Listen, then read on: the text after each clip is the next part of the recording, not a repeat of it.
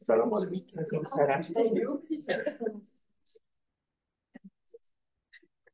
Chers consoeurs, chers confrères, bonjour. Hamda Khan, tout l'après. Donc, dans le cadre du renforcement des capacités des médecins santé scolaire en matière de formation continue, on se Dr Bueli va nous présenter un thème très important, c'est l'éducation thérapeutique d'un enfant diabétique au milieu scolaire. Voilà, merci. Merci.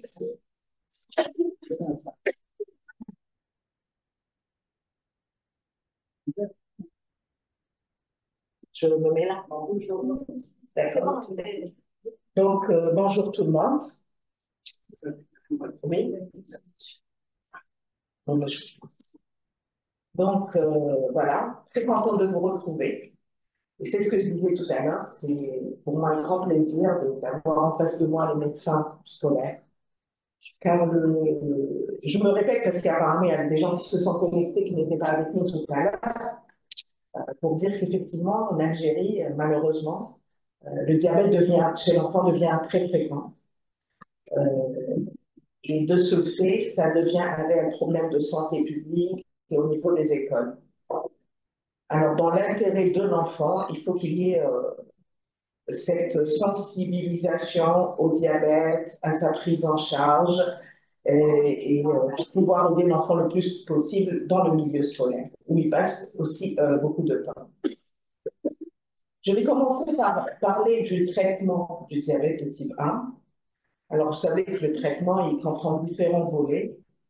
On a donc le pédiatre, bien sûr, le diététicien, l'infirmier spécialisé, le psychologue. Je rajouterai la prochaine fois le médecin scolaire. Voilà. Alors, quels sont les objectifs de cette prise en charge? C'est bien sûr d'obtenir un contrôle glycémique optimal, de réduire au maximum les complications aiguës à type d'hypoglycémie et d'acidocétose, de permettre une formation staturo-pondérale, un développement psychologique, maturation pubertaire normale, assurer une bonne insertion sociale et retarder la survenue de complications dégénératives. Alors, quels sont les objectifs glycémiques actuellement? Bon, on va dire depuis 2018. Moi, je reste dans mes présentations sur 2018. Pourquoi? Parce que 2022, ils sont un peu plus limites dans leurs chiffres, parce que la plupart des enfants, ils vont avoir la CGN, etc. D'accord? Donc, on va vous dire, l'enfant peut dormir même à 0,80. Moi, je ne laisse pas dormir un enfant à 0,80. Un enfant qui n'est pas branché, qui n'a pas un système d'alarme pour nous signaler des hypoglycémies. Donc, dans mes présentations, je reste toujours sur 2018. C'est plus prudent. D'accord?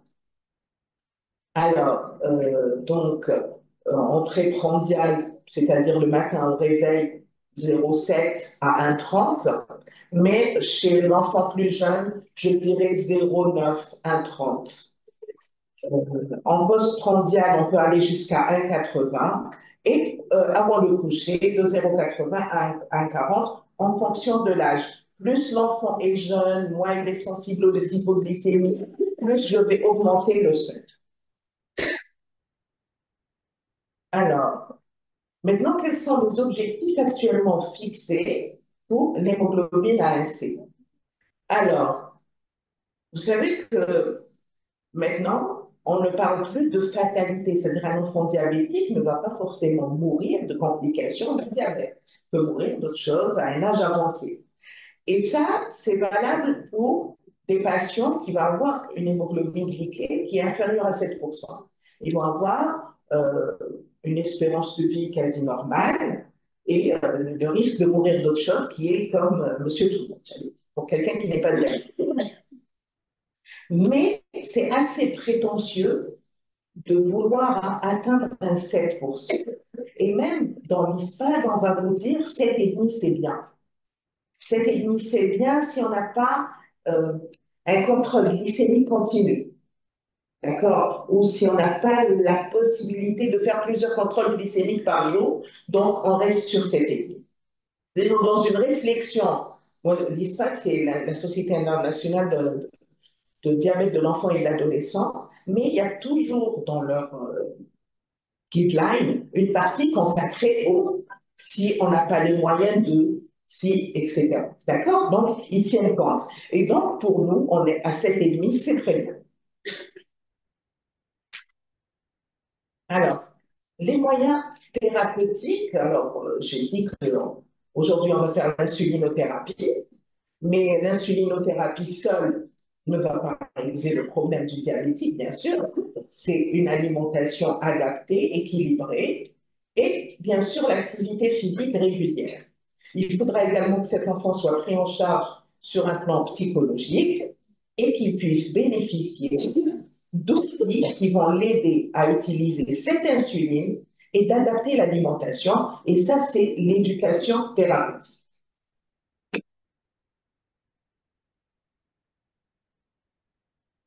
Alors, quels sont les types d'insuline? On a les insulines humaines qui sont produites par génie génétique, qui existent depuis les années 80 pratiquement. On a ensuite les analogues de l'insuline. Bon, dans cette présentation, je n'ai pas un schéma où on voit l'histoire de l'insuline, mais il faut savoir qu'avant 1920, on mourait de diabète. Avant 1920, c'était une fatalité. Et moi, ça, quand je dis à mes patients, ils sont très choqués, surtout avec le non, l'insuline, ça m'embête de l'injecter, etc. Alors, l'insuline, avant 1921, on mourait. Et l'espérance de vie ne dépassait pas 2 ans au prix d'un régime draconien, excluant toute forme de sucre, même sucre lent. Ce n'était pas possible. Donc, c'était incompatible avec la vie. Voilà. Et alors maintenant, malheureusement, une petite parenthèse, il y a des gens qui vont prendre leurs enfants chez, entre guillemets, des coachs d'éducation, de diététique ou des charlatans, etc., qui vont faire imposer des régimes stricts aux enfants et leur dire de ne pas faire d'insuline. Et surtout, ils rajoutent, ne dites surtout pas à votre médecin. Ça, je l'ai vécu il y a une semaine. Ben moi, à ces patients-là, je leur dis, voilà, l'insuline, vous n'en avez pas, il vous en faut. Et au prix d'un régime draconien, vous allez crever de faim et vous ne vivrez pas plus que de malaise. Donc oui, malheureusement, il y a beaucoup à faire. Alors, donc, on a les insulines humaines, déjà, c'était un énorme progrès. Et maintenant, on a les analogues de l'insuline. D'accord? Donc, les insulines humaines, je pense que vous en avez tous vu dans votre entourage ou à l'école. Ou, hein. Quand on est médecin, ce n'est pas une profession, c'est un mode de vie. Donc, les parents, les voisins, tout le monde va vous demander un avis concernant quoi que ce soit, ou une injection, etc. Et donc, l'insuline humaine, c'est le PIO, la LPH qu'on connaît, etc. Maintenant, il y a les analogues de l'insuline et, fort heureusement, on n'a pas tout. En Algérie, elles sont disponibles et différents types d'analogues. Alors, les analogues, c'était par modification par génie génétique de la structure primaire de l'insuline humaine, avec modification du profil pharmacocinétique, sans altération des propriétés biologiques. Et donc, on a obtenu des insulines capables de mimer de façon très bien, de façon extraordinaire, ce qui se passe à l'état physiologique. Alors, quelles sont les insulines disponibles? Je ne sais pas si j'aurai le temps parce qu'après, j'ai d'autres schémas qui pourraient être très intéressants aussi pour vous. Alors, les insulines disponibles en Algérie, on a des insulines humaines qui sont toujours disponibles et qui sont encore prescrites. On a l'insuline ordinaire, donc c'est l'insudal rapide et l'actrapide, et les insulines semi-lentes, l'insudal basal et l'insulata. Les analogues rapides de l'insuline, on a aussi différentes analogues rapides. Donc, ça, c'est juste pour voir ce qui est vendu en Algérie, mis à part les labos, etc. Voilà ce qui est disponible. Donc, la glulisine, la Spart, la Lispro. Et on a les analogues lents, donc la glargine, la détémir et les biosimilaires de la glargine également. Alors ça, c'est les profils pharmacocinétiques des différentes insulines. Alors, donc à droite, à gauche, vous allez avoir les insulines humaines qu'on prescrivait autrefois. Je sais pas, avec le curseur, peut-être que je peux. Ouais. Non, ça se voit pas, ça. Non. C'est pas visible, non. Il faut qu'on ait les lumières, peut-être. Ah, peut-être, oui. Ouais.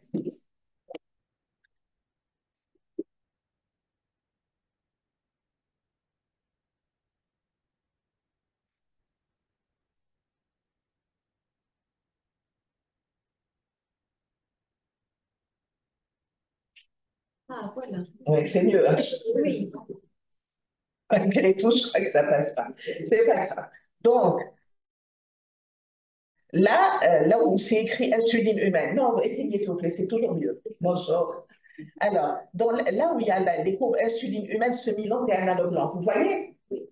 Voilà. Donc là, on a une comparaison entre les insulines humaines lentes et les analogues lents qu'on utilise actuellement. Pour ceux qui se disent pourquoi on utilise des analogues lents. Donc, vous voyez là où on a la NPH. La NPH, elle a un pic. Vous voyez qu'elle a un pic. Les autres n'ont pas de pic. Et on va aller vers des insulines qui n'ont vraiment aucun pic, encore mieux. Parce que même là, on voit qu'il y a quand même des pics discrets. Mais bientôt, on va avoir une insuline qui n'aura pas du tout de pic et ce sera vraiment très bien. Et donc, la NPH, c'était un gros problème. Moi, vous savez, je fais la consultation de diabéto depuis 2003. Et donc, j'ai travaillé avec les différents schémas. Et la NPH, quels sont les problèmes qui sont dus à la NPH? C'est qu'avec ce pic-là, on a des hypoglycémies tardives et on oblige les enfants à prendre des collations, ce qu'on ne fait plus actuellement avec les nouvelles insulines. D'accord? Donc, ça nous évite d'avoir ce pic-là. Et puis, la durée de vie de la NPH qui n'est pas très longue. Et donc, par exemple, moi, je rencontrais des problèmes euh, à 16 heures. À 16 heures, j'avais des hyperglycémies chez les patients. Et c'était pas dose dépendant. Des fois, les parents disaient, si on augmentait la dose, etc. Ben non, ça marche pas. Parce qu'au fait, la durée de vie in vivo, elle changera pas. Non, elle n'est pas très élevée. Et au contraire, je vais augmenter le risque d'hypoglycémie tardive chez ces patients. Donc, voilà, je suis contente de qu'il y ait autre chose à la place. Ensuite, là, sur cette courbe-là, c'est les analogues rapides. Toutes les rapides, compris l'insuline endogène. D'accord? Donc, ce que vous voyez en orange, le pic orangé, c'est l'insuline endogène. Vous voyez que c'est un pic qui n'est pas très lent, qui couvre le temps du repas. D'accord? Et c'est ce que je vais retrouver avec l'analogue rapide. D'accord? Par contre, regardez l'insuline humaine utilisée autrefois, qui continue encore à être utilisée dans certaines situations, eh bien, ça ne couvre pas le moment du repas et ça oblige également à avoir des collations avec un risque d'hypoglycémie tardive. D'accord? Ça, c'est pour montrer, parce que parfois c'est peut-être un peu confus dans certains esprits, pourquoi on n'utilise plus ceci, on n'utilise plus cela. Donc, ça, c'est les études qui ont été faites pour prouver la grande différence qu'il y a à utiliser ces nouvelles insulines. Alors, quels sont les moyens d'injection? Alors, actuellement, on est plus dans les stylos, hein, quelle que soit l'insuline. Et donc, on va avoir des insulines. Alors, les stylos, en Algérie, on a des stylos jetables. On a des stylos avec cartouches non jetables, c'est-à-dire stylos isothermes avec l'utilisation de cartouches. Moi, ces stylos-là, en Algérie, c'est les seuls avec cartouches qu'on peut régler avec 0,5 unités. Et donc, le quota que j'ai, je le donne toujours aux jeunes novices, parce qu'on a des très jeunes diabétiques où le 0,5 a toute sa valeur. Et donc, je vais utiliser ces stylos-là, mais sinon, il n'y a pas de souci. Vous savez, même pour les aiguilles, maintenant, on a des aiguilles qu'on utilise de 4 à 5 millimètres, alors qu'autrefois, on était dans des 12, des 8 ou des seringues à insuline. Donc, voilà, c'est beaucoup mieux accepté qu'autrefois.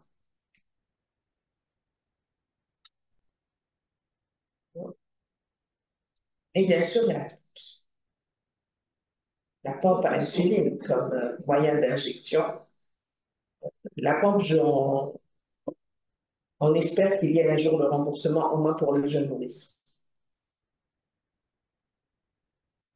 Alors, les voies d'administration de l'insuline, donc, est administrée en sous-cutané profond par une aiguille de 4 à 6. Alors, elle peut être faite sans pli cutané, s'il y a assez de graisse sous-cutanée, mais chez les jeunes enfants, il faut continuer à faire le pli. D'accord? Et donc, il faut expliquer aux parents, parce qu'il faut continuer à faire le pli, que l'enfant peut s'injecter partout l'insuline, mais pas au niveau des. S'il est très jeune, le pli, les parents doivent le faire. Alors, ce qui est recommandé, c'est de changer l'aiguille de façon, en principe, après chaque injection. Voilà. Mais comme vous savez, l'insuline est donnée, hein, c'est à 100%, mais pour les aiguilles, ce n'est pas le cas. Donc, les parents, ils les achètent, donc on leur dit de ne pas trop tarder à. Parce que vous voyez, quand on voit au microscope, il y a le bout de l'aiguille qui va se tordre, et donc d'abord, ça sera douloureux. Il y aura le risque d'apparition de zones de lipodystrophie, et en plus, ce ne sera pas de grande efficacité.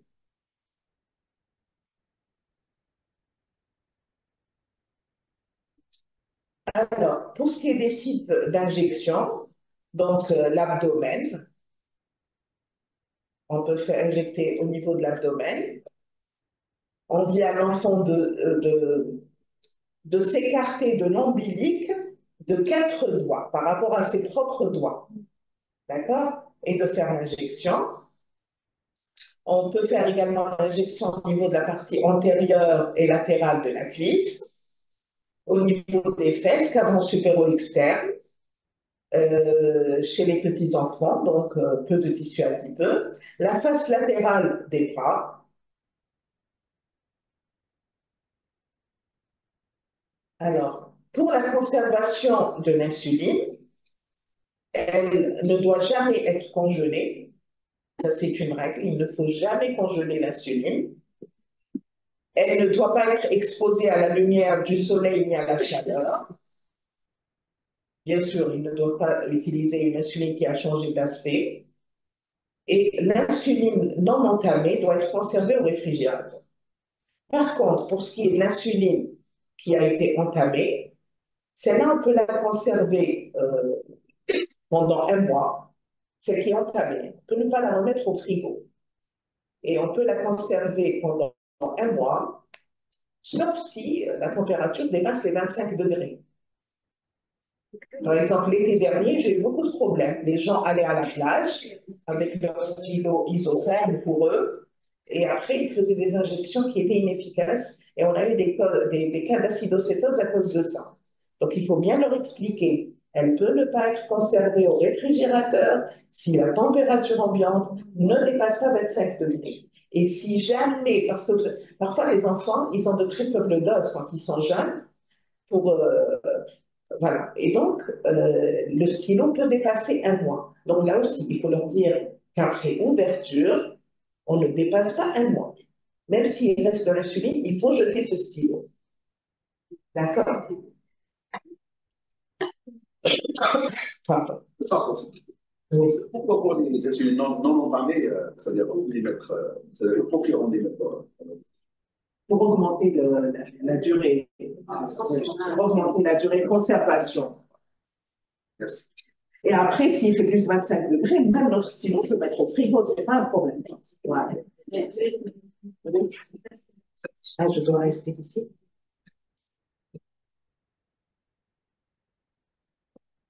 Oui, au maximum, il me voit dans mes côtés, mais quand même pas.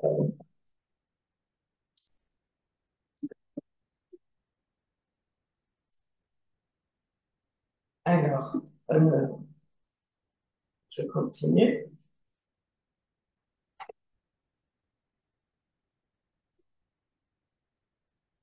Ouais, ça avance plus. Pardon.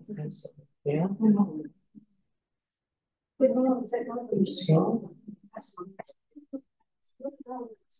Alors, je vais continuer à parler un peu des différents schémas d'insulinothérapie.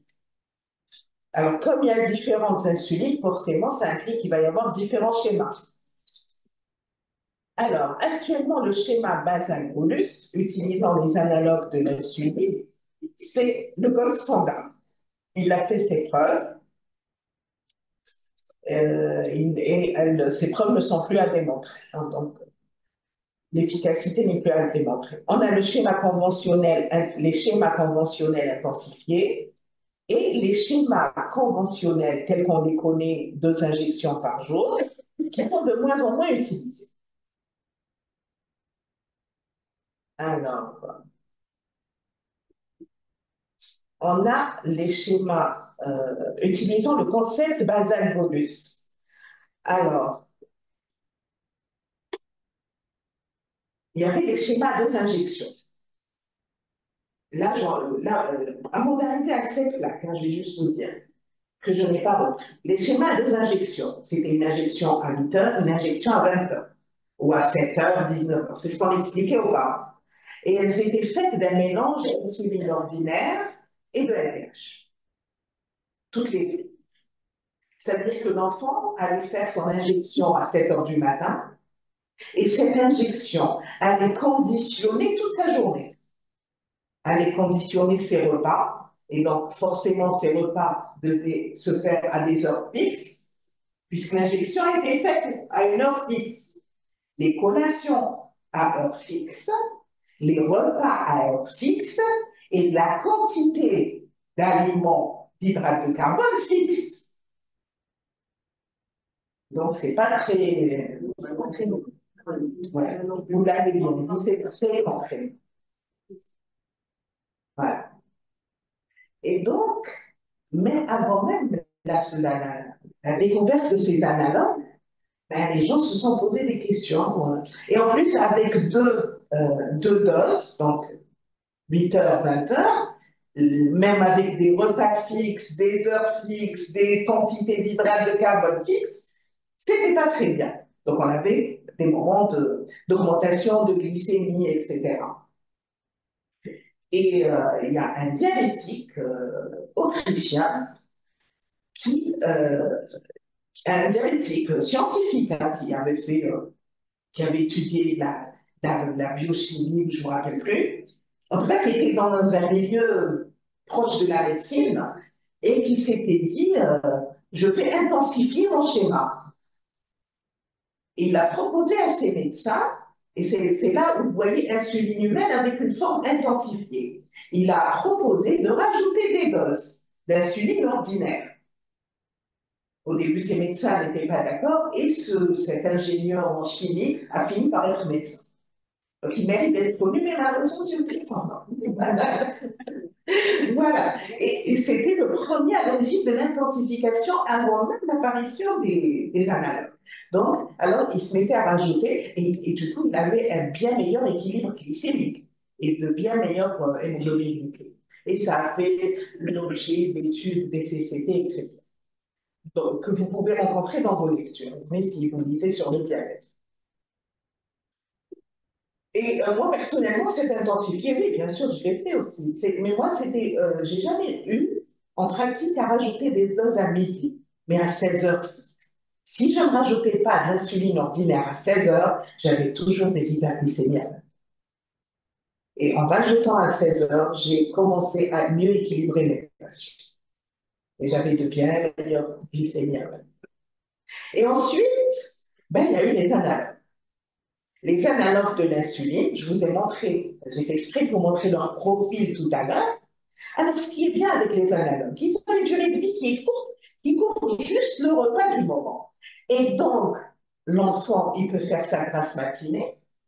S'il se réveille à 10 heures, il va faire son injection à 10 heures et il va manger à 10 heures. Et il n'y a pas de risque d'hypoglycémie plus tard, ni quoi que ce soit. Voilà.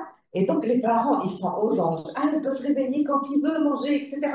Je dis oui. Mais s'il se réveille à 10 heures et qu'il mange à 10 heures, il ne faudra pas qu'il déjeune à midi. C'est-à-dire que, quand bien même cet analogue rapide à une durée de vie qui est courte, elle est, on va dire, 2 heures, 2 heures et demie pour être sûr qu'il n'y a plus déjà une dose d'insuline dans le sang. Donc, je leur dis, maintenez quand même 2-3 heures de temps, idéalement 3 heures de temps. Voilà. Et ce qui est bien aussi, c'est que ça ne va pas conditionner tout ce qu'il va manger la journée. Il peut modifier, le jour où on parlera de l'alimentation, bien sûr, de l'insulinothérapie, etc., fonctionnelle, je vais vous en parler, mais il pourra modifier la quantité qu'il a envie de manger. Il sera pas contraint de manger tant d'hydrates de carbone lors de ce repas. Il a envie de prendre juste un verre de lait, ben, il prendra son verre de lait. Moi, je lui apprendrai, quand on fera l'éducation thérapeutique, comment changer sa dose d'insuline en fonction de ce qu'il va manger. À midi, ben, il mangera aussi également ce qu'il veut. Et quand bien même si on ne lui apprend pas à modifier, allez, il continue à prendre un petit peu toujours les mêmes quantités d'hydrates de carbone. Déjà, il a cette liberté d'horaire, de repas. Et si on lui apprend encore à compter le nombre de sucres, etc., c'est encore mieux. Il aura une liberté de modifier carrément la composition de ses repas. Moi, c'est ce que je dis à mes patients. On a la chance, et à mes collègues, on a la chance d'avoir de très bonnes insulines, les insulines qui sont utilisées ailleurs. On doit donner aux patients les outils pour qu'ils les utilisent de façon optimale. Et ça nécessite l'éducation thérapeutique dont on va parler, je l'espère, une prochaine fois dans les détails. Voilà. Et donc, bon, ça c'est l'étude dont je vous ai parlé tout à l'heure. Alors, le schéma basal-bolus, il va utiliser donc, puisque c'est le standard, c'est sur ça que je vais m'attarder, il va utiliser des analogues rapides et lents. Si un patient est sous pompe, vous savez que la pompe, il n'y a pas d'analogue rapide. On n'utilise que la rapide dans une pompe. Et la lente, c'est une dose de rapide infime qui sera libérée de façon continue, sur laquelle on va rajouter des bolus. D'accord? Voilà. Et donc, j'ai dit la sécrétion physiologique de l'insuline, c'est-à-dire que ces nouvelles insulines nous ont permis d'avoir un profil qui permet de mimer ce qui se passe à l'état physiologique chez un enfant qui a un pancréas. On ne sera jamais aussi parfait qu'un pancréas, mais on va mimer la durée. J'ai montré tout à l'heure le pic de l'insuline endogène. C'est vraiment ce pic-là, à quelque chose précis, ce pic-là. Et donc, ça va nous permettre des horaires plus souples, un contenu des repas qui est plus varié, et bien sûr, ça va diminuer le risque d'hypoglycémie tardive.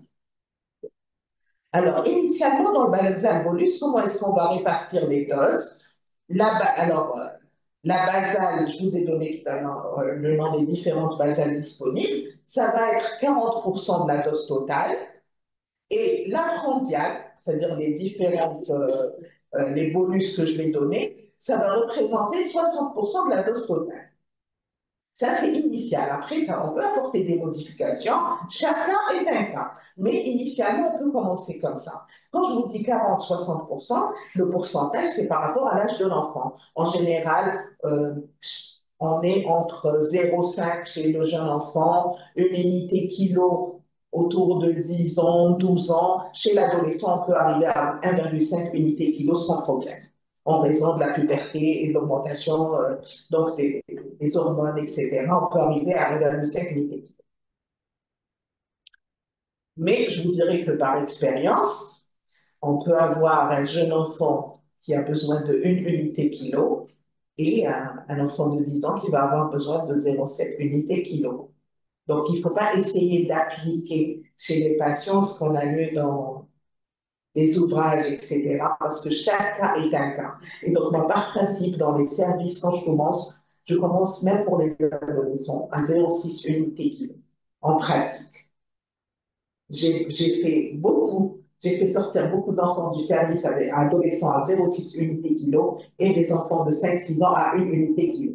Pour, bien sûr, je vois s'ils mangent bien, si le repas est équilibré. C'est pas parce qu'un nourrisson va boire des sodas, etc., que je vais vous monter. Quand je vous dis 1 unité kilo, c'est-à-dire pour une ration d'hydrates de carbone suffisante.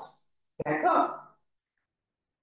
Alors, Donc, les avantages des analogues longs par rapport à la NPH, j'en ai parlé tout à l'heure, c'est une meilleure reproductibilité inter- et intra-individuelle que la NPH. Bon, ça, c'est des propriétés pharmacocinétiques. La reproductibilité, moi, j'étais gênée quand je donnais de la NPH autrefois aux patients. Les parents disent, bon, j'ai injecté la même dose, il a mangé la même chose. Et ce matin, on a eu un résultat différent. Je ne pouvais pas aller leur expliquer la reproductibilité, les propriétés pharmacocinétiques de la molécule, mais là, c'est vrai qu'avec les analogues non, ils dorment avec la même dose, ils se réveillent avec la même dose et on n'a pas ce genre de souci. Alors, on a une courbe quasi plate, je l'ai montré tout à l'heure, et donc il y a une diminution du risque d'hypoglycémie, surtout nocturne, qui survenait avec la NPH, et un effet prolongé avec une meilleure couverture des besoins interprandiaux, puisque la basale, elle couvre les besoins interprandiaux, les besoins de base, en dehors des repas. Alors, pour ce qui est de l'avantage des analogues rapides, bien sûr, je l'ai dit, ils améliorent la qualité de vie, la flexibilité des horaires, des repas et la teneur en hydrates de carbone. La durée d'action est plus courte, ce qui réduit les hyperglycémies postprandiales, contribue à diminuer les hypoglycémies nocturnes et efficacité sur la glycée par rapport à l'insuline. Alors, je finirai avant le débat pour pouvoir parler un petit peu de la pompe à insuline. Donc, la pompe, moi, j'aimerais la voir. Alors, c'est pas la pompe, c'est pas la panacée. C'est pas parce qu'on a une pompe que tout va aller pour le mieux. Un enfant qui n'accepte pas son alimentation telle qu'elle doit être, qui n'est pas équilibré sous base alcoolique, parce que les parents n'ont pas accepté la maladie, on ne va jamais l'équilibrer. D'accord? Donc la pompe, c'est un confort aussi supplémentaire qui est important. Euh, euh, Par exemple, moi, je me dirais surtout chez les nourrissons. Quelqu'un qui va prendre un biberon chaque 2 heures, vous n'allez pas pouvoir lui injecter une insuline chaque 2 heures. D'accord? Alors nous, ce qu'on fait, vous savez, quand ils sont un peu grands, on va leur dire il vaut mieux arrêter, déjà arrêter les tétés, passer au biberon, diminuer le nombre de biberons, et on doit s'adapter, sinon on ne peut pas. Mais on aurait une pompe, c'est vrai qu'au lieu de l'injecter, on charge un bolus et on l'injecte à chaque fois. Ça serait un grand plus chez les jeunes enfants. Euh, voilà. En conclusion, voilà, je m'attaque tout le temps. Alors, le gold standard, c'est le basal bolus. Aucun schéma ne peut avoir un effet optimal sans des contrôles glycémiques pluriquotidiens. D'accord? Il faut qu'il y ait plusieurs contrôles par jour. Parce qu'à chaque fois que je contrôle ma glycémie, je peux modifier ma dose d'insuline. Je peux modifier mon repas. Mais si je ne contrôle pas, je peux rester très longtemps en hyperglycémie sans le savoir. Et ce qui est dangereux, c'est pas d'avoir une hyperglycémie à un temps T0. C'est de rester longtemps en hyperglycémie. D'accord? Je vous dirais par exemple, concernant les, les outils, parce que les schémas, je ne vais pas faire en fait comme schéma. Aujourd'hui, j'ai fait des insulines. On fera peut-être qu'on détaille les schémas encore mieux la prochaine fois. Ce qui a permis ces schémas-là, c'est pas que les nouvelles générations d'analogues c'est aussi les contrôles. On a des outils de contrôle de glycémie qui sont de plus en plus fiables. Et c'est ça qui va permettre de modifier la dose d'insuline et d'adapter. On n'aurait pas eu ces outils, on ne pourrait pas.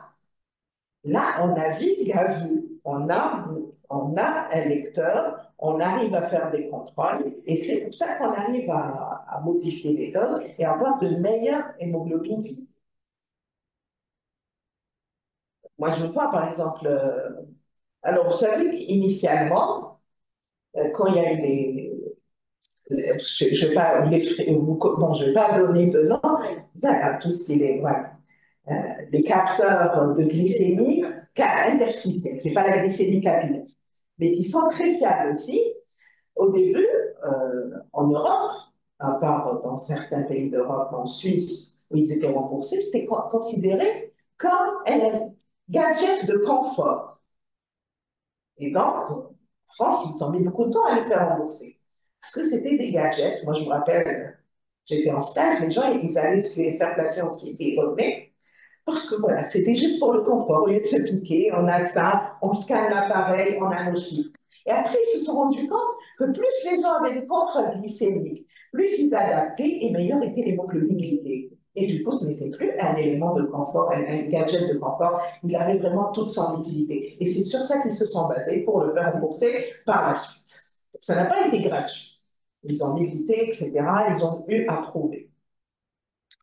Alors, une éducation appropriée, adaptée à l'âge, au degré de maturité, aux moyens et au niveau d'instruction des parents est nécessaire pour utiliser à bon escient tout cela. Voilà. Donc, là, j'attends les questions. On peut faire l'alimentation saine, c'est différent. Comme les règles d'origine. D'accord. On peut faire la diététique. Avec les schémas. Les schémas, on tient quoi? La diététique. Hein? Le schéma. Oui, il est sur mon nom, d'accord. Sinon, on revient demain. Non, vous revenez. Non, je plaisante. C'est déjà pris. Non, je plaisante. Alors, soit on fait la diététique. Pardon. On va programmer.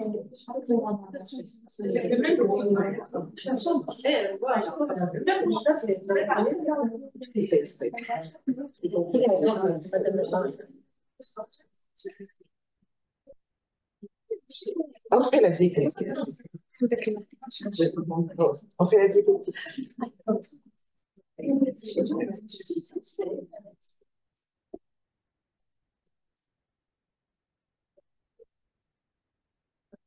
Sans même si j'ai résumé, mais je pense qu'on a quand même parlé aujourd'hui des schémas. J'ai pas détaillé le schéma d'insuline humaine parce qu'on l'utilise. D'accord, le 2 tiers, 1 tiers, etc. Comme on faisait autrefois. Alors, ça fait quoi? Alors, on fait des métiers. Ça fait des carrières. Oui,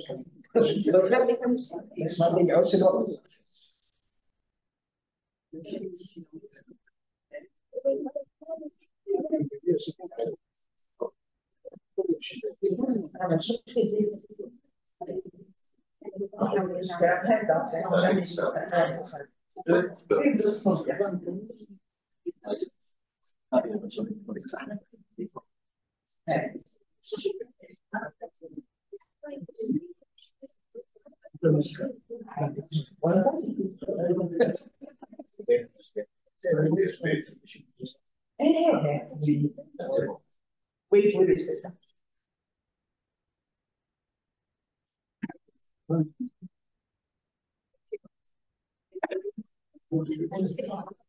Chacun met son sens. Il y aura d'autres des questions. Moins de 4.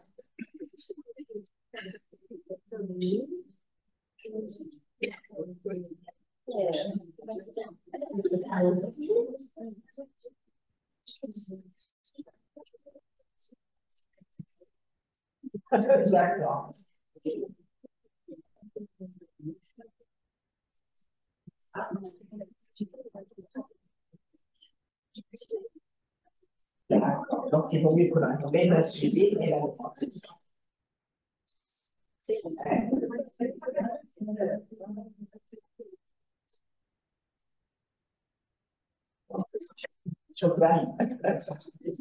Donc, c'est bon. Alors, on nous a rajouté un peu de temps et c'est très bien, on va parler de l'alimentation de l'enfant diabétique. Alors, comme je l'ai dit, j'arrête pas de répéter, Il s'agit d'une prise en charge pluridisciplinaire qui doit comprendre les différentes volets, insulinothérapie, alimentation, activité physique, éducation thérapeutique et prise en charge psychologique. Alors, le volet thérapeutique primordial dans le traité incontournable pour obtenir une bonne hémoglobine glycée, c'est l'alimentation, qui est peu maîtrisée. Et avec l'avènement des nouvelles insulines, étant donné leur profil pharmacocinétique, on peut opter pour une alimentation plus souple, et pour cela, il faut des séances d'éducation adaptées. Alors, les principes à respecter, c'est une alimentation saine, diversifiée et équilibrée, une alimentation qui couvre les besoins nutritionnels pour une croissance normale. Parce que vous savez, chez nous, tout le monde est médecin. L'enfant, il sort, il rentre chez lui, il y a la voisine qui est BT2 qui va venir lui dire, mais est-ce que je t'avais plus de 3 cuillères à soupe de couscous? Pourquoi? Parce qu'il doit grandir, il doit faire sa puberté, il doit faire sa croissance. Et il va lui dire, non, non, mais moi je connais le diabète, mais vas-y, je le patata, vas-y, je le... Oui, alors qu'il a besoin, vous savez, la quantité, je le dis ici, la quantité d'hydrates de carbone pour un diabétique ou un non-diabétique doit être la même. Après, on va favoriser les sucres lents, les sucres qui vont donner de l'énergie à ce patient, plutôt que le sucre ajouté. Voilà. Mais sinon, la quantité d'hydrates de carbone doit être la même. Et ça, beaucoup de gens ne l'ont pas intégré. Moi, j'ai pas seulement la voisine Marie, je suis en train d'excuser, à la limite. Mais malheureusement, parfois, qui n'ont pas intégré cette notion, ils demandent, ah non, non, votre fils ne doit pas prendre ceci, ne doit pas prendre ça. Voilà. Donc, une ration calorique journalière suffisante avec glucides, lipides et protéines. On doit tenir compte de l'index glycémique. Alors, l'index glycémique, il y a beaucoup de formes d'index glycémique. C'est la façon dont on va augmenter la glycémie dans le sang. Est-ce qu'elle va augmenter rapidement ou plus lentement? Mais quand on fait le comptage des glucides et qu'on adapte la dose d'insuline aux glucides, on ne tient pas compte de l'index glycémique. Mais on va toujours dire qu'il est préférable de prendre une orange, le jus de l'orange, parce qu'il y a des fibres, et plus c'est complexe, avec des fibres, etc., moins la glycémie va augmenter. Donc, c'est toujours des choses sur lesquelles on va insister. Et bien sûr, la règle numéro 1, c'est de connaître les aliments qui contiennent des hydrates de carbone et ceux qui n'en contiennent pas. Ça, il ne faut pas faire sortir un patient de l'hôpital s'il ne connaît pas ça. Alors, cette alimentation doit être conseillée au reste de la famille, et donc il faudra corriger les erreurs alimentaires de la famille et éviter un menu à part pour le patient. Donc, il ne faudra pas que cet enfant soit exclu. Non, si cette famille est du genre à mettre des sodas sur la table de façon régulière, etc., ben, ils n'auront qu'à s'adapter. Et ce sera tant mieux pour eux. Oui, ouais. Ça sera pas plus mal. Vous savez, maintenant, nous, en Algérie, ceux qui échappent au diabète de type 1, qui initialement n'a rien à voir avec notre alimentation, n'échappent pas au diabète de type 2 à partir de l'âge de 40 ans. Et je le répète, je suis contre la subvention du sucre. J'aurais aimé toi quelqu'un qui oui. On est de très, très grands consommateurs de sucre. La dernière fois, une maman me disait, vous savez, moi, je ne rajoute pas de sucre dans le flan. Et pourquoi il y a des gens qui rajoutent du sucre dans le flan? C'est dramatique. Ouais, on est de très, très grands consommateurs. Et donc, on va dire, il y a des parents qui vont venir vous dire, mais quelque chose comme les autres enfants. Mais ce n'est pas parce que les autres enfants mangent mal. Qu'est-ce qu'on recommande? Moi, ce que je leur dis aux patients, je leur dis, écoutez, ailleurs dans le monde, il y a des médecins qui vont se placer au niveau des écoles pour expliquer ce qu'est manger sainement à quelqu'un qui n'est pas diabétique. Et moi, je vous demande de manger comme ça. C'est tout. Ma boucherie. C'est clair. Ouais. Non, il y a des parents qui sont dans un... C'est des habitudes. Je me plaindrai jamais des patients, des parents. Ouais. Non, mais c'est qu'ils ont de la peine pour cet enfant. Et les grands-parents ont de la peine pour cet enfant. Et tout le monde veut qu'il mange des sucreries. les mauvaises habitudes. De très mauvaises Voilà. habitudes. Et donc, il faudrait qu'on explique, bien sûr, pour qu'ils sachent quels sont les aliments qui contiennent des hydrates de carbone, etc. On va leur expliquer quels sont les différents groupes alimentaires. D'accord? Que par exemple, la pomme de terre n'est pas classée comme des légumes, c'est quand même un féculent. La banane aussi, c'est quand même un féculent. Donc, il faudrait qu'on explique certaines choses. Par exemple, pour les lentilles, pour les haricots blancs, là aussi, il ne faut pas considérer comme les légumes verts. Bon, les matières grasses, ils peuvent en consommer, mais sans excès comme tout le monde.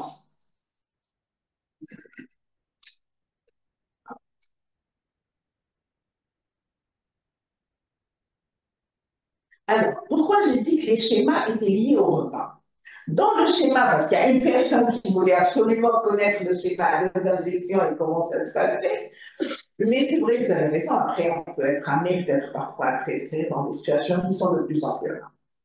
Alors, les schémas et les repas sont liés. Si quelqu'un est sous schéma d'injection, donc association IOMPH matin et soir, le matin 2 tiers, 1 tiers, le soir moitié-moitié. Alors, dans ce cas-là, on va donner des repas adaptés. C'est-à-dire que l'enfant va manger à 7 heures, il aura sa collation à 10 heures, et il aura son repas de midi et une collation à 16 heures. Si le patient est sous amylographie, il mange, il fait son injection. On a dit que ça ne conditionnait pas toute la journée du patient. Alors, donc, dans l'insulinothérapie conventionnelle, on a des repas enrichis. Compte tenu des repas reproductibles, ça doit être toujours le même ou presque. Et avec des collations obligatoires. Tu n'as pas envie de manger, tu manges quand même. Et voilà comment, en fait, on répartissait la ration calorique. Alors, dans le schéma conventionnel, donc, il y avait des collations, etc., donc, qui étaient obligatoires. Par contre, dans un schéma de type Basal-Bowlus, les horaires des repas sont plus souples. Il y a une possibilité de sauver un repas, ça c'est génial. On saute le repas, on saute l'injection. Absolument. On saute le repas, on saute l'injection. Mais il est préférable de ne pas sauter le contrôle glycémique. Exact. Voilà. Alors, possibilité de faire une grasse matinée, de varier le contenu des repas.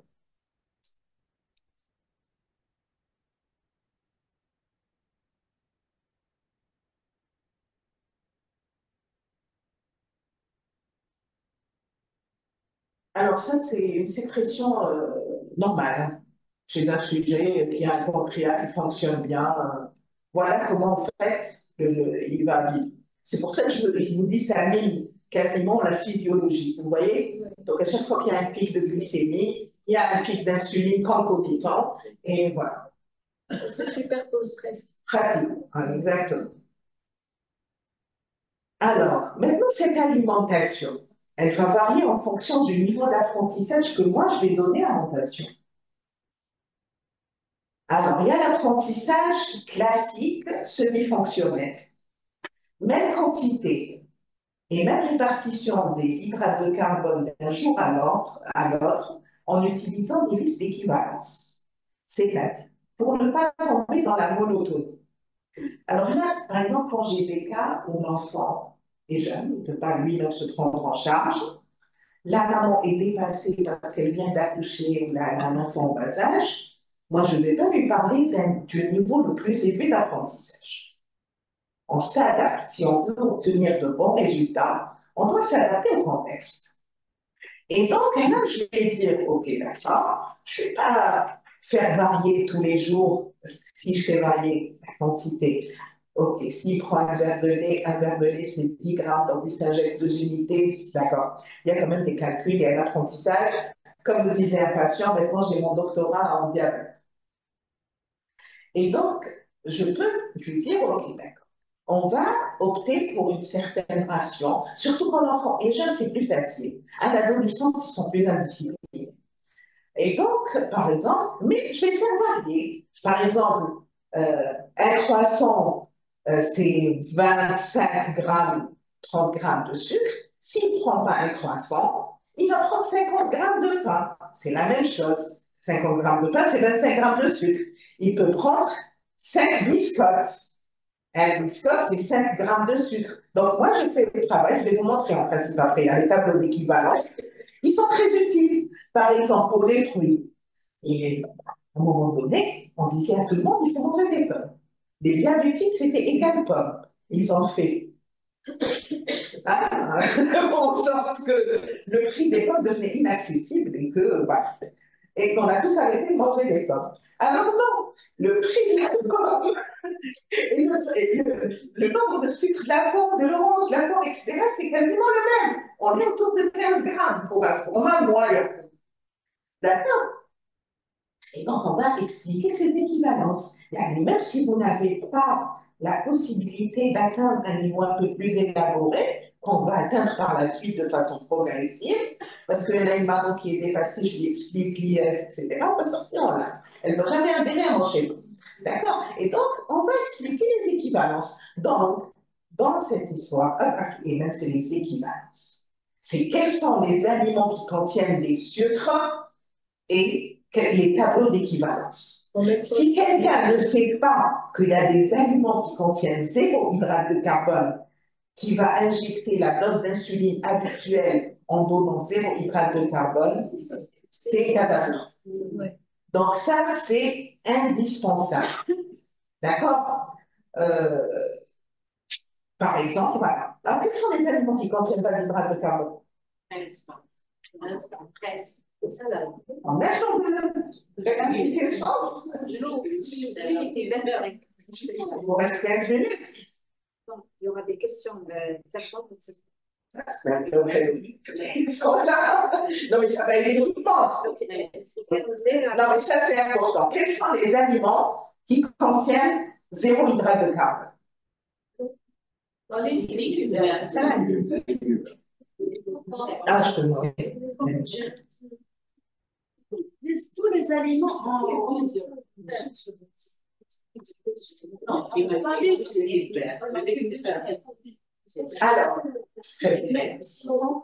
alors, les aliments pour lesquels on peut ne pas du tout injecter d'insuline, c'est les protéines. Donc, si cet enfant va dîner en prenant du poisson, de l'escalope, des œufs, fromage, ça ne contient pas de sucre. D'accord? C'est 0 sucre. Et si l'enfant achète le B.A.B.A. quand il va sortir de l'hôpital et que la maman le soir, elle va lui donner de l'escalope avec une soupe, etc., sans autre hydrate de carbone, c'est la chute et risque de convulsion, etc. Pardon. Pour le fromage. Alors, le fromage, donc le camembert, etc., ils sont censés ne pas contenir. D'accord? Maintenant, il y a peut-être des préparations fromagères qui peuvent contenir du sucre. Voilà. Mais les fromages, voilà. Donc, il y a pas, vous avez un verre de lait. Il y a du lactose. Un verre de lait de 200, pardon, et contient 10 grammes de sucre. Voilà. Donc, on peut considérer dérisoire quand on considère que, voilà. Mais voilà, un verre de lait, c'est 10 grammes. Ouais. Justement, on voudrait savoir jusqu'où on peut tolérer que l'enfant ne reçoive pas sa dose d'insuline. C'est-à-dire jusqu'où, comme vous dites là maintenant, 10 grammes, c'est négligeable. C'est-à-dire il peut ne pas recevoir ça.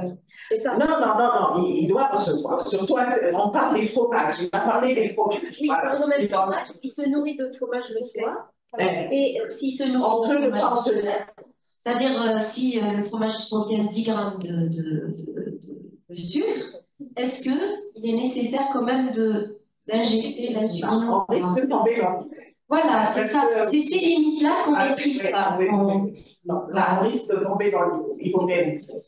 Bon, après, il ne va pas manger une quantité extraordinaire. Voilà, il ne va pas manger une quantité extraordinaire. Donc, au risque de tomber dans l'hypo, il faut éviter de. Donc, alors, j'ai dit les protéines. Quoi? Donc, toutes les protéines ne contiennent pas de sucre. Aussi, oui. Pour les acides gras, Oui. Alors, pour les matières grasses, on va dire qu'elles ne contiennent pas de sucre. Cependant, au-delà d'une certaine quantité, ça peut entraîner une augmentation plus ou moins tardive de la glycémie. La glycémie, c'est des détails. Vous savez, quand on a fait, les gens qui ont commencé à faire le comptage de glucides, quand ils ont essayé de faire rentrer les matières grasses, ils sont tombés dans l'eau. Donc, ils ont dit, on ne fait pas. Mais par exemple, pour les gens qui sont souvent, le débit de lente, le soir, s'ils prennent des matières grasses, ils vont l'augmenter un petit peu. Voilà. Mais c'est des petits détails. Bon, après, vous avez, après les matières grasses et les protéines, les légumes, ils contiennent, mais pas beaucoup. D'accord? C'est-à-dire qu'il faudrait toute une assiette d'haricots verts pour avoir 10 grammes, toute une assiette bien remplie de tomates pour avoir 10 grammes. Donc, on va considérer que c'est, on comptabilise, mais ce n'est pas énorme. D'accord? En fait, Si, quand même. Si, quand même. Voilà. Docteur, vous pouvez répéter attention, il y a un invité qui veut apprendre ici. Pour les chat.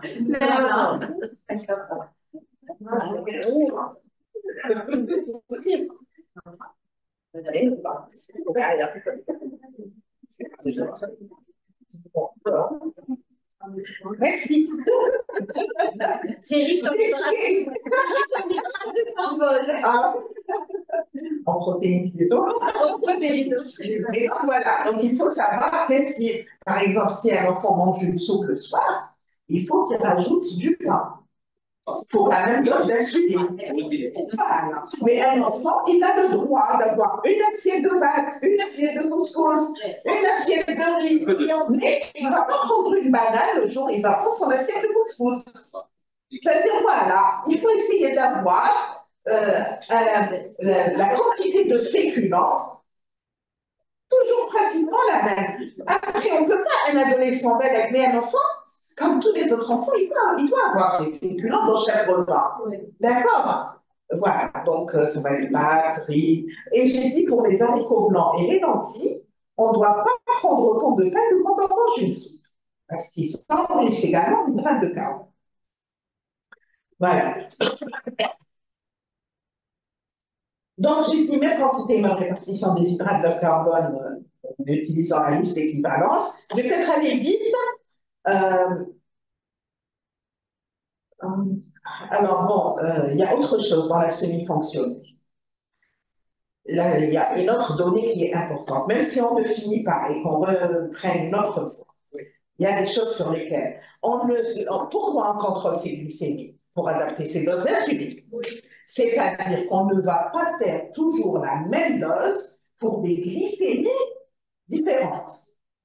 D'accord. Sinon, ça veut dire qu'on déteste les enfants et qu'on les pique juste comme ça, pour les torturer. Donc, on doit ajuster nos doses. On ne doit pas faire la même dose pour un même repas. Si mon patient est à 1,5 g, ou là s'il est à 2 g, ou là s'il est à 2,5 g. D'accord? De manière générale, sans rentrer dans des calculs des plus précis, on va dire que chez l'enfant, en général 12-13 ans, on augmente d'une unité pour chaque gramme supplémentaire. D'accord? Pour un enfant plus jeune, 0,5, une unité pour deux. De manière générale. Après, chaque cas est un cas, je ne le dirai jamais assez, mais au moins, et si aujourd'hui je corrige et je vois que ça ne marche pas, ben, le lendemain, je vais me dire, peut-être pour cet enfant, il faut plutôt 2 unités pour 1 gramme. D'accord? Donc, on peut toujours adapter, commencer par peu pour éviter les hypos, d'où l'intérêt d'avoir un cahier où tout est reporté. Et dans ce cahier-là, il faut qu'il y ait la glycémie, la dose d'insuline injectée et l'alimentation à côté. Si je n'ai pas d'alimentation à côté, Ça sert à rien. ça ne sert à rien. Je ne peux pas modifier mes doses d'insuline. Pourquoi je les modifie si je ne sais pas ce qu'il est en train de manger? Peut-être que c'est parce qu'on ne mange pas assez et qu'il a des hyperglycémies.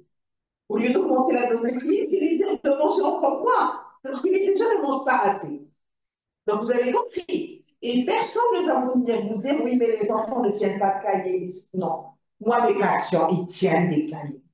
Il y en a qui ont passé 20 ans avec moi avec des cahiers qui sont très bien tenus. Après tout, c'est combien? C'est 1 minute par jour, le temps de reporter son alimentation, etc. Et après, c'est très bénéfique. Et donc, quand on leur apprend l'intérêt de ce cahier, bien, ils le tiennent, les enfants. Moi, quand ils me ramènent leur cahier, feuille par feuille, et donc ils voient l'intérêt. Mais si on leur demande de faire un cahier sur lequel on ne va même pas, il y a une patiente qui m'a dit ça un jour, que je n'avais pas suivi initialement, dit, mais si on ne regarde pas, pourquoi j'ai écrit? Il faut scrupuleusement tout critiquer, tout revoir, et je vous promets qu'ils vont tenir un très beau cahier, et ça va devenir, moi je me rappelle un patient qui m'a dit, ça va devenir une insulinothérapie, ça existe dans les méthodes thérapeutiques, ce qu'on appelle une insulinothérapie intuitive. C'est une méthode qui est reconnue. C'est-à-dire que moi, par exemple, je prendrai l'exemple de mon patient qui m'a dit un jour, طبيبة عرفت نهار ناكل خبز وزبده ندير 2 unités. نهار ما ندير الخفيف ندير 4 unités. Et là, vous comprenez, c'est une méthode intuitive validée. 5 minutes, d'accord. Mais ce qu'on fait, on le fait bien. Oui. Et si on n'a pas le temps de finir, l'essentiel, c'est de marquer les esprits avec des choses pratiques, intéressantes. D'accord? Si on n'a pas le temps, ce n'est pas grave, on finira la cause.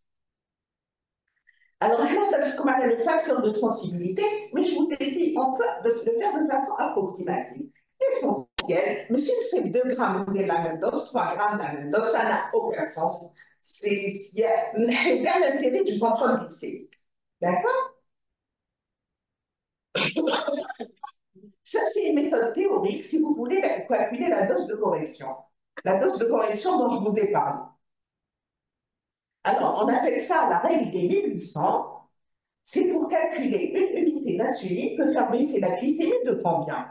Alors, avec l'inconnu X, comment je vais calculer? Je vais faire 1800, je vais diviser par la dose totale d'insuline. Et là, je vous ai donné un exemple. Par exemple, un patient qui pèse 40 kg, qui reçoit une unité kilo d'insuline, soit 40 unités. Donc l'inconnu X, pour corriger, ça va être 1800 que divise 40, je trouve 45. Donc, pour chaque 0,45 grammes de plus, j'aurai besoin d'augmenter d'une unité. D'accord? Voilà, ça c'est la règle des 1800, qu'on peut tout à fait, on démarre avec ça et on peut ajuster par la suite. Alors, l'apprentissage intermédiaire, je vous en ai parlé, c'est l'intuitif. Pour ceux qui utilisent une dose d'insuline constante, qui surveillent fréquemment leur glycémie avec une bonne tenue du carnet de surveillance, avec mention des repas, apprendre à reconnaître la réponse glycémique à l'apport d'hydrates de carbone, réponse modulée par la dose d'insuline. Alors, quand on n'a pas une éducation à l'insulinothérapie fonctionnelle très précise, et qu'on veut modifier ses repas et tout, on ne peut modifier que de peu et de plus ou moins 2 unités, pas plus. D'accord? Si on n'a pas l'apprentissage adéquat. Voilà. Voilà, comment je fais tracer ce cahier à mes patients. Et c'est super. Oui. Et je leur dis, moi-même quand vous trichez, rajoutez. C'est vraiment intéressant. Vous n'irez pas au tribunal, vous n'irez nulle part, vous m'écrivez. Et moi, ma phrase, c'est je leur dis, il faut que Il ne faut pas se faire attraper. il faut savoir quand tricher. Je triche au moment de ma dose d'insuline, je triche à la maison, je triche, d'accord? Voilà, c'est ma phrase. Tricher au bidaka, mais chez Pénapa. De toute façon, ils vont tricher. Il y aura des moments où, d'accord? Voilà. Alors, je vais parler un petit peu de l'alimentation dans l'insulinothérapie fonctionnelle. Ou ça, peut-être que je vais vous montrer plutôt attendez, hein. Peut-être qu'on laissera la méthode insulinothérapie fonctionner la prochaine fois, puisqu'on n'a pas beaucoup de temps. Je vais vous montrer donc des exemples de repas. Peut-être que j'ai aussi les tableaux d'équivalence. Alors là, vous regardez, par exemple, pour les fruits, du plus sucré au moins sucré. Les légumes sont sucrés, mais ça reste quand même beaucoup moins. Avec les légumes, on est toujours à peu près à 10 grammes pour cent. Pour la plupart, encore moins. Oui, bien sûr. Alors, pardon, les fruits.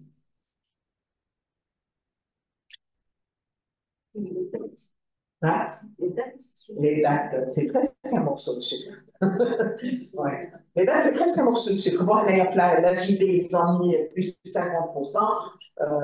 En général, on est quand même autour de 70 grammes pour 100 grammes. Produits missionnaires alliés. Alors, je vais vous donner par exemple, alors, il y a des mamans qui vont me dire oui, vous savez, madame Gapondé, je me dis, je sais quoi? Je me dis, je sais quoi? La farine est déjà arrivée. Vous savez, pour 100 grammes de farine, vous avez 74 grammes de sucre. Ce qui est énorme. Ouais.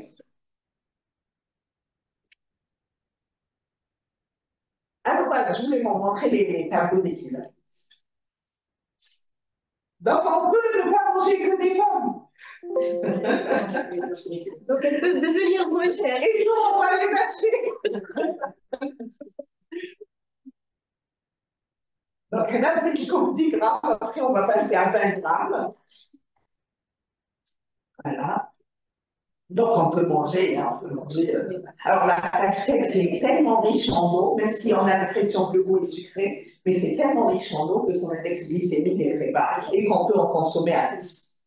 Les fraises aussi. Oui, les pommes, on l'a remarqué, qu'ils augmentent. Les pommes? Oui. Vous savez, c'est moi qui va encore baisser un peu plus. Voilà. Alors, les bananes, on est autour de 30 grammes. C'est bon? C'est bon, jamais? Oh, prenez des fruits sauvages. Sinon, on va se faire envoyer sérieusement. Voilà, donc orange, pomme, poire. Pour les féculents. La planète, c'est une catastrophe, comme vous pouvez voir. Ça, moi, je pense.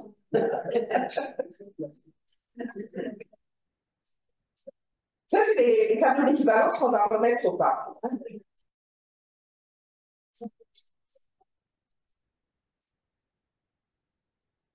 La pizza aussi, vous savez, la moitié de la pizza, c'est l'équivalent d'une assiette de pâtes.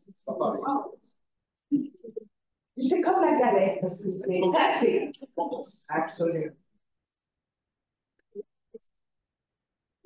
Malish, donnez-moi les questions. Ah, là, c'est la plaque aliment qui contient pas des glucides.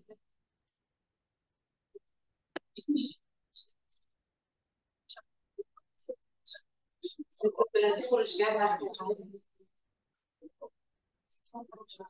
bon, j'ai sauté la partie.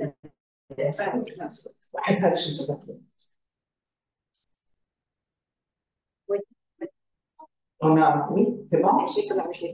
Quelques questions. Quelques questions. Merci beaucoup, docteur Duéry. C'était vraiment bénéfique. On a quelques questions. D'accord. Vraiment, c'était agréable. Merci. Oui. Alors, on voulait les questions? C'est les questions, c'est ça? Ah, bon. Alors, s'il vous plaît, un rappel sur le traitement. Bien, merci. L'enfant scolarisé s'autorise à jeûner pour parler du diabète et ramadan, on est d'accord? Donc, Pardon, alors. Ah, c'est sur diabète et ramadan, on n'a pas compris. Et il a dit le diabète de l'enfant est une pathologie ou maladie fréquente en milieu scolaire et pose un problème de suivi. C'est vrai. Ça, c'est pas une question, c'est juste une remarque. Vous pouvez répéter les sites d'injection d'insuline. Oui, je peux même reprendre la plaque ou pas, non? Donc, on avait dit au niveau de la face antérolatérale des bras. La cuisse. Et là, c'est au niveau de la PMR et au niveau des fesses. Les 4 doigts de l'ombilic. À distance de l'ombilic, 4 doigts. Avec ses propres doigts. Avec ses propres doigts et faire à distance. Et il faut, quand on fait le pli, il ne faut pas prendre le muscle parce qu'après on va laisser des plis. Le pli doit être fin. Ça doit être un pli qui est fin. Voilà. Il y a d'autres questions? Alors, pour les membres inférieurs, on laisse la base en amande. En général, on la fait au niveau de. Parce que si on va marcher la journée, qu'on s'injecte la rapide, on va modifier son passage dans le sang. Donc, on évite. Voilà. Encore moins si on va faire de l'activité physique. Voilà. Donc, il a dit rappel sur le timing, pas le traitement. Le timing de quoi? Ce n'est pas clair votre question. Peut-être les horaires d'injection, on a dit qu'en fonction du schéma qu'on allait utiliser, si c'est un schéma basal bonus comme c'est fait actuellement, ben, le timing, c'est au moment des repas. On peut faire 15 minutes avant. Maintenant, si le timing, c'est une remarque importante, fragile, si jamais on a un enfant qui est capricieux, dans l'appétit capricieux, on peut la faire, il est recommandé de la faire avant, mais même dans les recommandations, on va vous dire on peut la faire au milieu ou même à la fin du repas. Parce que vous allez avoir parfois des enfants très malins qui vont laisser les parents injecter, ne pas manger pour manger des sucreries. Oui. Parfois, l'appétit est capricieux parce que l'enfant a une autre pathologie associée. Si c'est un enfant trisomique, etc., des fois on a du mal. Un appétit tout à fait imprévisible. Mais parfois, non. Parfois, ils rusent des enfants. Ils vont vous laisser injecter, après vous allez leur donner tout ce qu'il y a de sucré dans la maison. Pour qu'ils ne tombent pas en hypoglycémie. Alors, dans ces cas-là, on va recommander au milieu, voire à la fin du repas. Eh bien, vous avez d'autres questions, s'il vous plaît? Si un enfant fait une activité physique, oui. Alors ça serait honnêtement, ça c'est le sujet d'un atelier. Ouais. C'est loin d'être facile, mais c'est possible. Alors, moi, l'atelier activité physique et diabète, il commence par un diabétique qui a grimpé le mont Everest. Donc, on est à 8000 quelque chose. Mètres d'altitude. Et c'est un diabétique de type 1. Mais bientôt, je vais créer la photo de ma patiente qui est actuellement dans un club de foot, Molovia, oui, et qui est diabétique depuis l'âge de 11 ans, qui est maintenant à la fac avec les Brahim, et qui joue au foot dans une équipe, et qui va au rang, qui se déplace, etc. C'est un t-shirt que je vais mettre la prochaine fois, j'en suis très fière. Elle ne fait pas d'hypo, elle gère, et du coup, son entraîneur, il a confiance en elle et il apprend parce qu'elle a appris à gérer. C'est pour ça que je vous dis, je ne peux pas vous dire 2 mots sur l'activité. Ce serait vous induire en erreur, et non, ce n'est pas bon. On va programmer ça prochainement parce qu'il y a une autre question. Quand un enfant diabétique nécessite une dispense d'activité physique, on a déjà fait ce cours, peut-être on va. Il ne nécessite pas, comme moi, pour l'activité physique de l'école. Il n'y a pas de dispense. Qui ont l'adaptation. Oui. En cas d'hypoglycémie avec un enfant conscient, quel est le meilleur resucrage? Parce qu'on a vu des enfants, on a vu des parents mettre pratiquement, ils donnent tout ce qui est hyper sucré tout de suite. Alors, bon, la définition d'hypoglycémie chez l'enfant diabétique par rapport au non-diabétique, alors pour le non-diabétique, c'est 0,60. Pour le diabétique, c'est 0,70. Il faut donner quelque chose, il faut donner du sucre. Non, non, il faut pas donner une barre de chocolat. C'est-à-dire qu'il y a un jus, on peut donner du jus, mais pas quelque chose où il y a autre chose qui va ralentir le passage. Les barres de chocolat, il y a beaucoup de matière grasse et ça va ralentir le passage du sucre dans le sang.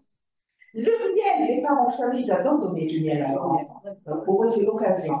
Mais le miel d'un miel à un autre, on peut être dans l'hyper, on peut ne pas corriger suffisamment. Et dans l'hypoglycémie, nous, on a la phobie de sortir de cette hypoglycémie.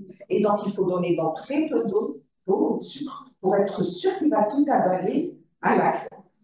Voilà. Mais pas quelque chose de complexe. Voilà. Et l'hypoglycémie, voilà, on m'a dit qu'on allait peut-être programmer 4 Les minutes complications aiguës, donc, ça, on aura l'occasion d'en reparler avec plus de détails. On expose l'enfant à quel risque quand on augmente l'insuline au-delà de la dose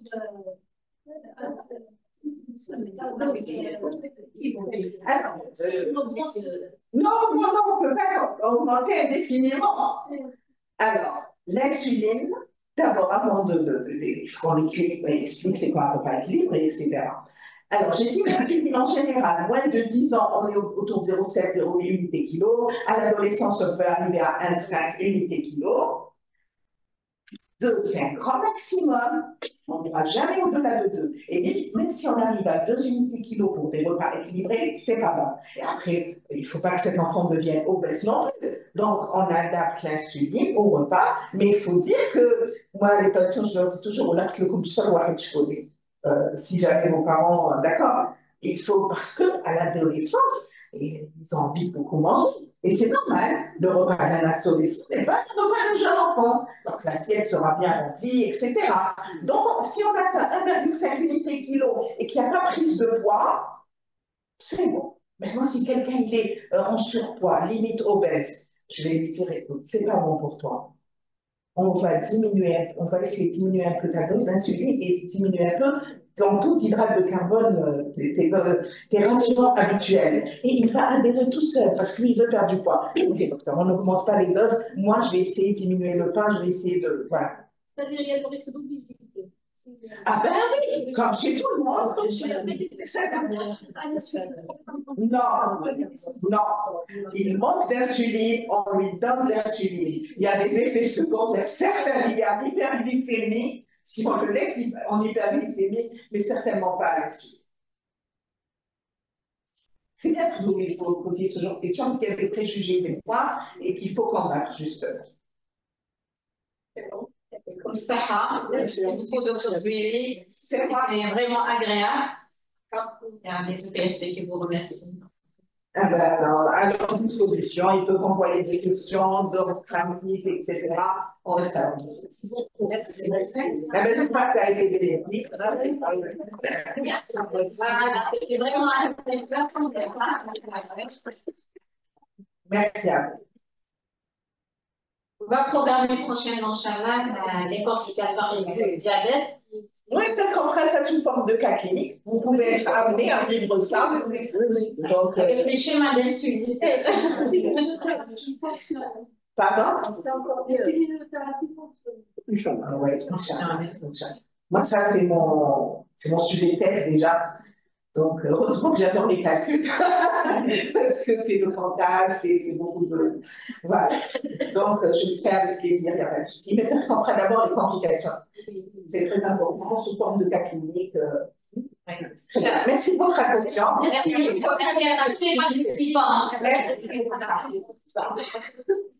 Merci.